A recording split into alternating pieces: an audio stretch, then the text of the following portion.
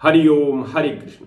बहुत दिनों से प्रश्न आ रहा था, गुरुजी कोई नया काम शुरू करें तो क्या सावधानी रखनी चाहिए, क्या उपाय करना चाहिए।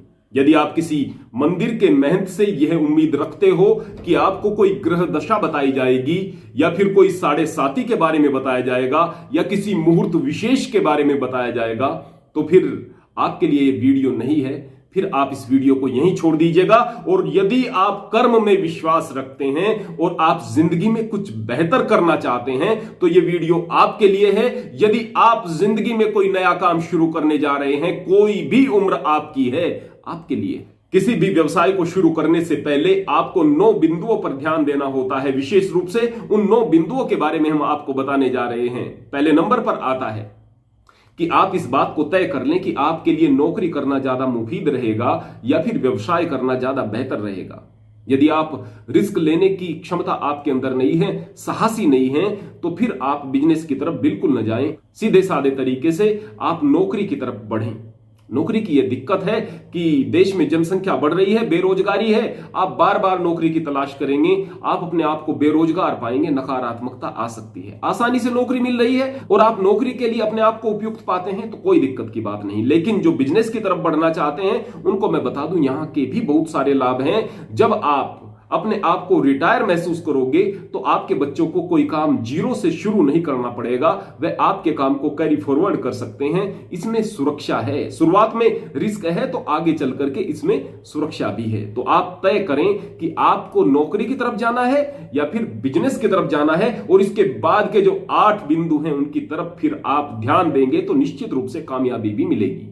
दूसरे नंबर पर कि आप अपना जो काम शुरू करना चाहते हैं उसको सूझबूझ के साथ में शुरू करें। भाई अपने विवेक से शुरू करें, किसी के बहकावे में ना आए।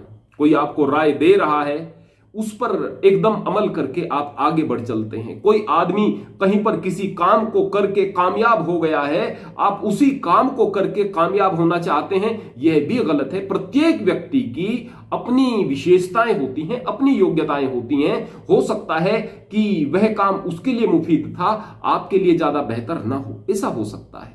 कई बार कुछ लोग आपके सामने बिजनेस के प्रस्ताव लेकर के आते हैं, आपके सामने आएंगे कि आप इस नेटवर्क मार्केटिंग की कंपनी से जुड़ जाओ। यदि आप बच्चे हैं, आपको इतना पंप कर दिया जाएगा, आपको ऐसे लगेगा कि इससे ज्यादा शॉर्टकट कोई है ही नहीं रास्ता। हम नेटवर्क मार्केटिंग की बुराई नहीं कर रहे, लेकिन इसमें नाकामयाबी का रेशियो सबसे ज्यादा है। इस बात को आपको ध्यान में रखना चाहिए, क्योंकि जो भी आपके पास में आ रहा है वह अपने फायदे को पहले मद्देनजर रखते हुए आपके पास में आ रहा है।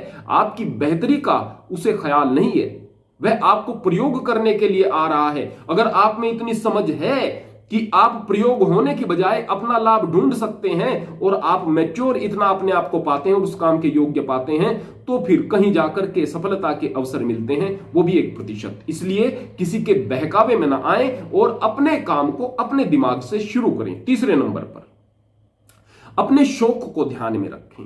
आपको क्या शौक है, उस शौक को ध्यान में रखें।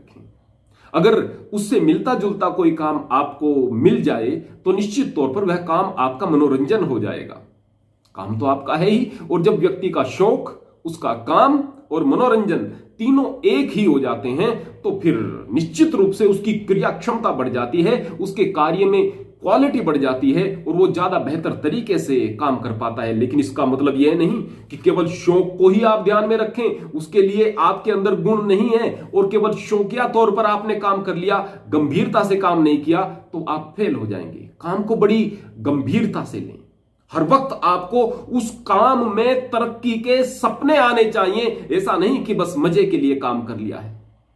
जब आप किसी काम को शुरू करते हैं, उसकी कामयाबी के लिए मूल मंत्र है कि आपके जहन से, आपके मस्तिष्क से एक क्षण के लिए भी वो काम न निकले और उस काम पर जो ऊंची मंजिल है वो आपके दिमाग से न निकले। हर वक्त आपके दिमाग में उस काम के बारे में ख्याल चलें और कामयाबी के बारे में ख्याल चलें, ये जरूरी है। चौथे नंबर पर आप काम को सीखने पर ध्यान दें। यदि आपने अपने अंदर योग्यताओं को विकसित कर लिया, उस काम के प्रति काबिलियत आप में आ गई, तो फिर वह काम आपके लिए आसान हो जाएगा और आप कामयाबी की तरफ तेजी से बढ़ेंगे। ध्यान रखें, पत्थर सब किसी के लिए कठोर होता है, बहुत सख्त होता है, लेकिन उसके लिए नर्म हो जाता है जिसके पास उसे तोड़ने के लिए औजार हैं और वह उसके तोड़ने के तरीके को जानता है। तो सीखने पर ध्यान दें, ऐसे ही नहीं कि बस जल्दबाजी में काम को शुरू कर लिया। काम ऐसी चीज नहीं है कि जल्दबाजी में शुरू किया जाए, इस पर आपका भविष्य और आपकी आने वाली पीढ़ियों का भविष्य टिका हुआ होता है, ध्यान रहे। 5वें नंबर पर, जब भी आप कोई काम कर रहे हैं तो आपकी जिंदगी में परेशानियां आना स्वाभाविक है, कठिनाइयां आना स्वाभाविक है। उन कठिनाइयों से निरर्थक तरीके से लड़ने की बजाय यदि आप सूझबूझ से काम लेंगे तो निश्चित रूप से आपको कामयाबी मिलेगी। 5वां हमारा बिंदु है कि आप सूझबूझ से काम लें। एक छोटा सा उदाहरण, मद्रास में 2 बड़े तैराक थे, दोनों मित्र थे। वो बड़े करतब दिखाया करते थे समुद्र में जाकर। एक दिन वो अपनी तैराकी के अभ्यास के लिए गहरे समुद्र में चले गए।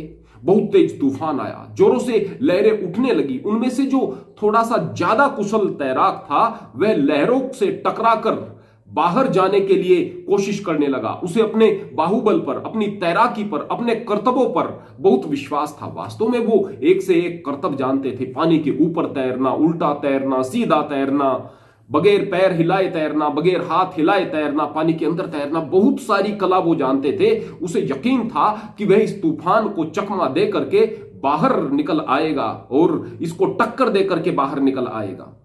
लेकिन थोड़ी देर के बाद में वह थक गया, उसकी हिम्मत ने साथ छोड़ दिया और उन लहरों में डूबकर वह मर गया। दूसरा तैराक, उसने भी शुरू ऐसे ही किया, लहरों से टकराकर तैरना शुरू किया, लेकिन जल्द ही उसे एहसास हो गया कि वह इन लहरों से टकराकर पार नहीं हो पाएगा। उसने अपने अनुभव पर ध्यान दिया कि लहर चाहे जितनी भी हो ऊपर, थोड़ा सा नीचे चले जाएं तो अंदर सतह खामोश रहती है। वह थोड़ा नीचे गया और काफी दूर तक तैरता, फिर सांस लेने के लिए थोड़ा ऊपर आता, फिर नीचे जाता। इस तरीके से वह किनारे तक जाते जाते बहुत थक गया, लेकिन फिर भी जैसे कैसे करके उसने किनारा पकड़ लिया। अभी वह बेहोश था, बाहर निकल करके बेहोश था, कुछ पानी भी उसके फेफड़ों में भर गया था। वहां से दूसरे लोगों ने उसे उठा लिया, अस्पताल में लेकर गए, लेकिन वह ठीक ठाक जिंदा बच गया। यह सत्य घटना है और यह घटना हमें जिंदगी में बड़ा सबक देती है कि हमें जिंदगी में आने वाले वक्त के थपेड़ों से टकराने की बजाय उनसे बचकर यदि कोई रास्ता निकलता है, उस रास्ते से कुशलतापूर्वक बाहर निकलने का प्रयास सीखना पड़ेगा। तभी जाकर के हम कुशल व्यवसायी बन सकते हैं और जिंदगी में कामयाब हो सकते हैं। अब हमारा 6वां बिंदु आज के युवाओं के लिए बहुत ज्यादा महत्वपूर्ण है। प्यारे युवाओं, प्यारे बच्चों, आप लोग अक्सर सोचते हो कि हम जिस काम को शुरू करेंगे अच्छी प्रकार से शुरू करें, हम किसी काम को करके बैठें तो ऐसे ही न लगें, बेकार न लगें। अक्सर आप अपने माँ बाप से इस बात के लिए जिद करते हो कि हमें और ज्यादा संसाधन चाहिए, और ज्यादा पैसा लगाकर हम काम शुरू करेंगे। लेकिन मैं आप लोगों को बता देना चाहता हूं, कम समय में बता देना चाहता हूं, यदि आप एक बड़े वृक्ष को उखाड़ कर कहीं पर लगाते हो ना तो अक्सर सूख जाता है, बहुत कम चांस है कि वह हरा भरा रहेगा। लेकिन आप एक छोटे से पौधे को यदि कहीं पर लगाते हो तो वह हरा भरा रहता है, तेजी के साथ में बड़ा होता है। और उससे भी ज्यादा चांस हो जाते हैं कि आप किसी बीज को अगर मिट्टी के अंदर आप दबा दोगे और फिर उसकी देखरेख करोगे तो वो अंकुरित होगा, वो पौधा होगा, अपना स्थान बनाकर वह मजबूत वृक्ष बनेगा। तो अपने काम को आप जीरो से शुरू करने की कोशिश करें, सीख कर, अनुभव को साथ में लेकर के। आपके हथियार, आपके औजार, आपका सीखना, आपका अनुभव होना चाहिए, सूझबूझ होनी चाहिए, न कि वो धन जो कि आप उस बिजनेस में लगा रहे हैं, क्योंकि उसका भार आपके ऊपर आकर के पड़ेगा, अनुभव होगा नहीं और आप नुकसान में चले जाएंगे। अक्सर ऐसा होता है। मैं यह नहीं कह रहा कि आप जरूरी संसाधनों को भी बिल्कुल न खरीदें, न तैयार करें। मेरा कहने का मतलब यह है कि जितना भी आप जीरो से शुरू कर सकते हैं उतना जीरो से शुरू करें। अपनी मेहनत की कमाई से संसाधनों को बनाते चले जाएं, अपने स्टैंडर्ड को भी बनाते चले जाएं। निश्चित तौर पर आपकी तरक्की होगी। यदि आप इस बात को गहराई से समझोगे तो फिर आपकी तरक्की को कोई नहीं रोक सकता। 7वें नंबर पर जो राय मैं आपको देना चाहूंगा वो यह है कि आप निरंतर मेहनत करें और प्रतीक्षा करना सीखें। एक व्यक्ति एक बार रेलवे स्टेशन पर गया, लेकिन उसकी रेलगाड़ी छूट चुकी थी। उसे बताया गया कि थोड़ी देर के बाद में दूसरी रेलगाड़ी आएगी। वह प्रतीक्षालय में बैठ गया। थोड़ी देर के बाद दूसरी रेलगाड़ी आई और वह बैठ करके अपनी मंजिल की ओर चला गया। अगर वह वहां इंतजार न करता, रोता रहता, बिलखता रहता, वापिस चला जाता कि वह रेलगाड़ी तो छूट गई, मैं किस प्रकार जाऊंगा। भाई रेलगाड़ी तो बार बार आती रहती है। इसी प्रकार आपकी जिंदगी में यदि एक अवसर छूट गया है तो आप दूसरे अवसर का इंतजार करें और अपनी तैयारी करें उस अवसर को पकड़ने के लिए। आप निश्चित रूप से मंजिल पर जाएंगे। इसका मतलब यह नहीं कि आप अवसर के प्रति लापरवाह हो जाएं। इसका मतलब यह नहीं कि आप बस ऐसे ही अवसर को जाने दें। निश्चित रूप से आप अवसर को पकड़ने, प्रत्येक अवसर को पकड़ने का प्रयास करें। लेकिन अगर कभी छूट जाता है तो वह अवसर आखिरी अवसर नहीं होता। इस बात को अपने जहन में आप रखें। निश्चित तौर पर आपको कामयाबी मिलेगी। 8वें नंबर पर आप धैर्य रखना सीखें। एक व्यक्ति था, वह व्यक्ति डिटर्जेंट पाउडर बनाने की एक फैक्ट्री में काम करने के लिए गया। उसने डिटर्जेंट पाउडर को बनाने के सारे गुर सीख लिए। बहुत कठिन काम भी नहीं था। उसने 15,000 रुपए लगा करके अपना काम शुरू कर दिया। महज 15,000 रुपए लगा करके बड़ी कुशलता के साथ काम शुरू किया। जितना कमाता था बहुत कम बचा करके अपना बिजनेस में ही वह लगा देता था। अनुभव था, तरक्की होने लगी।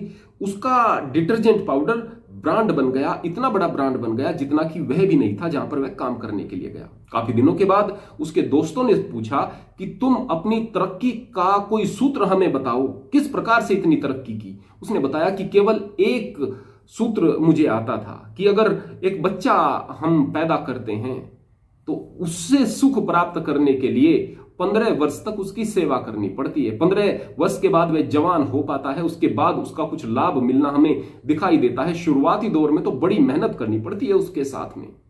तो जाहिर सी बात है मैं 15 वर्ष देने के लिए तैयार था।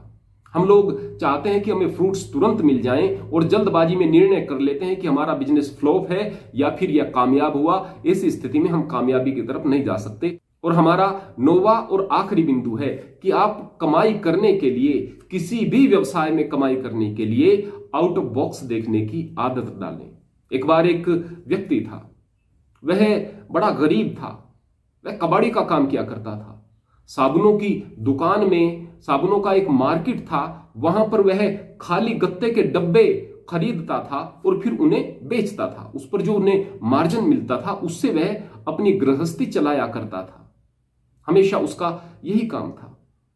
उनके घर वालों ने कहा कि इस तरह से तो हमारा खर्चा पूरा नहीं हो पा रहा, तुम्हें कुछ और सोचना पड़ेगा। उस व्यक्ति ने सोचा कि वास्तव में मुझे कुछ और सोचना पड़ेगा।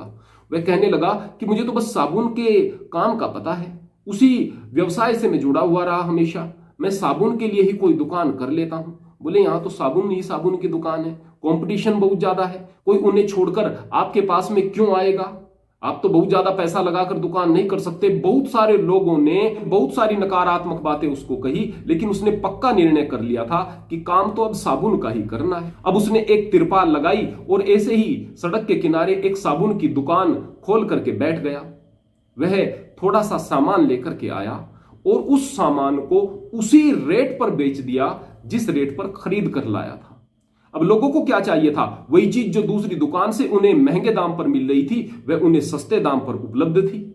लोग उसके पास आने लगे। वह और ज्यादा माल खरीदता, और ज्यादा बेचता, और ज्यादा खरीदता, और ज्यादा बेचता। लोग देखकर हैरान थे कि एक गरीब सा आदमी सड़क के किनारे दुकान करता है और हमारी दुकानदारी को पछाड़ देता है। वे सोच रहे थे कि शायद इसको सस्ते रेट में साबुन मिलती है। जब उन्होंने पता किया तो पता चला कि वास्तव में उसी रेट पर यह साबुन खरीद रहा है और कमाल की बात उसी रेट पर बेच रहा है। धीरे धीरे उसका काम बहुत तगड़ा हो गया, बहुत बड़ी दुकान हो गई, चारों ओर उसकी सप्लाई होने लगी, उसी की साबुन की सप्लाई होने लगी। दूसरे दुकानदार पीछे हटते चले गए। एक दिन एक दुकानदार ने आकर के पूछा कि भाई मैं साबुन के काम को छोड़ चुका हूं क्योंकि इस काम में अब मुझे मुनाफा दिखाई नहीं देता, लेकिन मुझे बताओ किस तरीके से तुमने रेट टू रेट साबुन को बेचा और इतनी तरक्की कर ली है? यह कौन सा तरीका है तुम्हारे पास में? उसने कहा कि वास्तव में मैं साबुन को तो रेट टू रेट बेचता ही हूं, मैं साबुन के लिए तो काम कर ही नहीं रहा था, मैं तो इस गत्ते के डब्बे के लिए काम कर रहा था। दिन भर में जितनी मेरे पास में साबुन बिकती थी रिटेल में, उनकी जो पेटियां होती थी वो पेटियां, वो गत्ते के डब्बे बहुत सारे बिक जाते थे और मैं तो पहले भी डब्बे बेच रहा था, खरीद कर बेचता था। आज मेरे पास में फ्री में मुझे डब्बे मिल रहे थे, मैं इन्हें बेचता था। मैं केवल इस कबाड़े को बेचकर ही एक सफल उद्यमी बन पाया हूं और अब मैं अपनी साबुन, खुद की साबुन बना रहा हूं। कमाल की बात। उसने किस दिशा में सोचा जहां पर दूसरे लोग नहीं सोच रहे थे। तो यदि आपको बिजनेस में आगे बढ़ना है तो आउट ऑफ बॉक्स सोचने की आदत को आपको अपने अंदर विकसित करना पड़ेगा। वास्तव में एक व्यवसाय के अंदर कमाने के बहुत सारे साधन होते हैं, ईमानदारी से कमाने के भी बहुत सारे साधन, बहुत सारे तरीके होते हैं। यदि हम गहराई से सोचेंगे, संजीदगी से सोचेंगे तो हमें दिखाई देंगे।